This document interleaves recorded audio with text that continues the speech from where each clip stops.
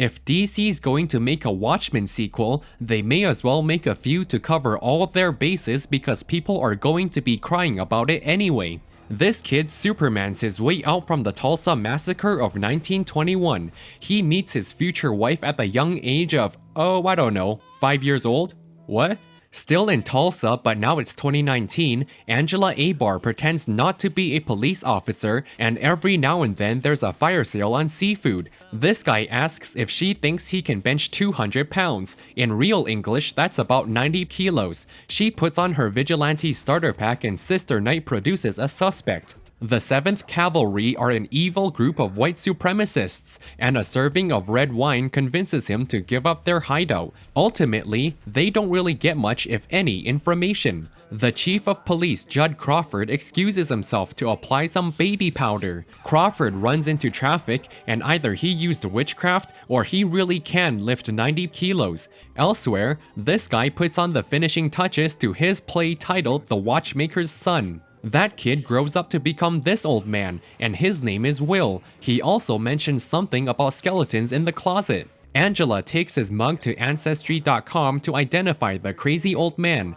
The White Knight, as Angela helpfully recalls for us, is when the 7th Cavalry coordinated an assault on the entire police force, and that's why they now wear masks to protect their identities. Taking his words literally, Angela sneaks into Crawford's closet. Lo and behold, the man was a racist. Ancestry.com confirms Angela as Will's granddaughter. As he's getting into her car, her whole vehicle is abducted by aliens. Somewhere, they're enacting Dr. Manhattan's origin story, and turns out all his servants are clones. Now working for the FBI, Lori Blake rounds up Batman from Wish.com because vigilantism is now illegal, unless you're getting a government paycheck to do so. She's assigned to the Tulsa case and she tells Looking Glass to drop the act. Wade Tillman admits he's a side character, and the main character she's looking for is Angela. Crawford's funeral sees some uninvited guests, and Angela's eulogy is cut short by the explosive 7K. The smartest woman in the world, Lady True, has since taken over Vite Enterprises. One does not simply accumulate a net worth of over $3 trillion without taking some shortcuts, like operating a fake voicemail service to Dr. Manhattan. When Lori asks for a sign, the aliens kindly return Angela's car. Elsewhere, he finds out why he's not an aerospace engineer, and the game warden writes an angry fan letter addressing Adrian Veidt.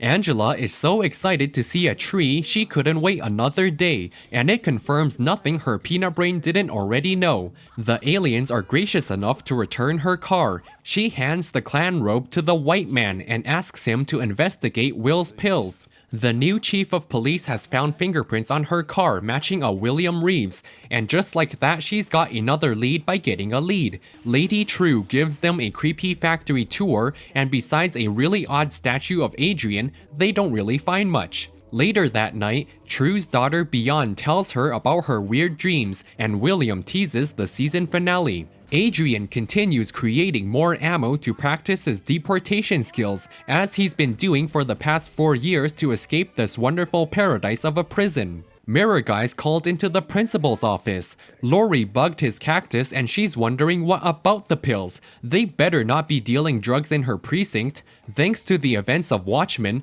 the squid hoax has now become a very profitable side gig for whoever's in charge of extra dimension security. The pills are nostalgia, and consuming them allows you to experience someone else's memories. Wade seemingly meets his soulmate until her car poops out a cabbage, a signature feature of the racist cult. He tails the 7K and walks into a trap. The evil Senator Keene opens his eyes and he finds out Adrian fabricated the whole squid thing.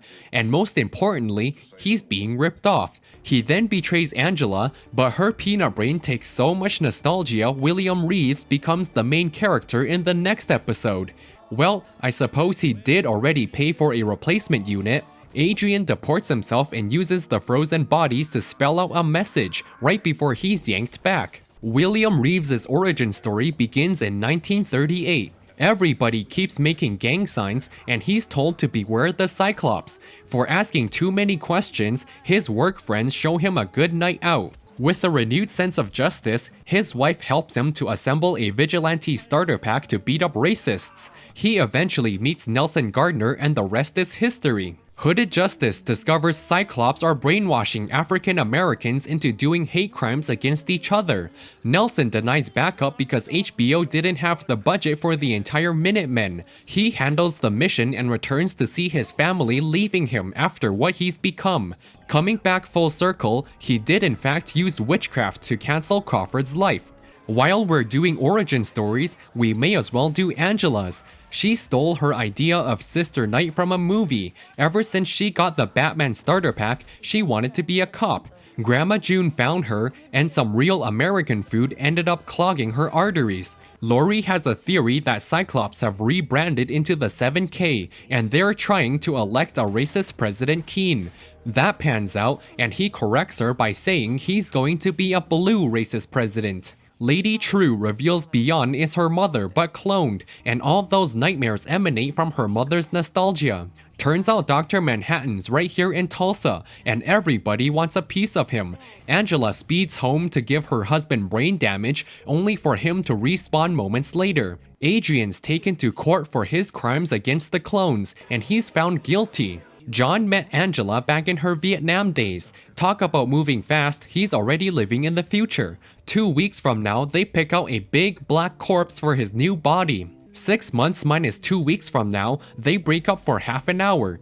Adrian just so happens to have a device that'll make him forget about his powers, effectively rendering him immortal. In exchange, he wants a utopia, and John zaps him onto the small world he was building on Jupiter's moon, Europa.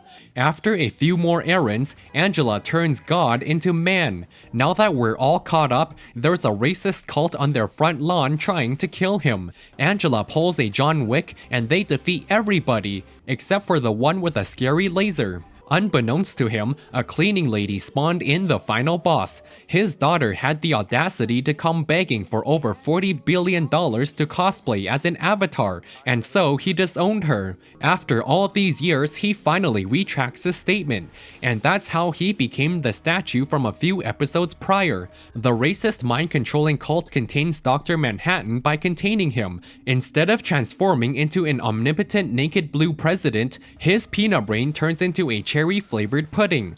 The final boss obliterates him, and Adrian drops frozen squids all over Tulsa before she becomes a naked blue narcissist. Angela invites Will over for a sleepover, and Adrian's arrested for his crimes against humanity.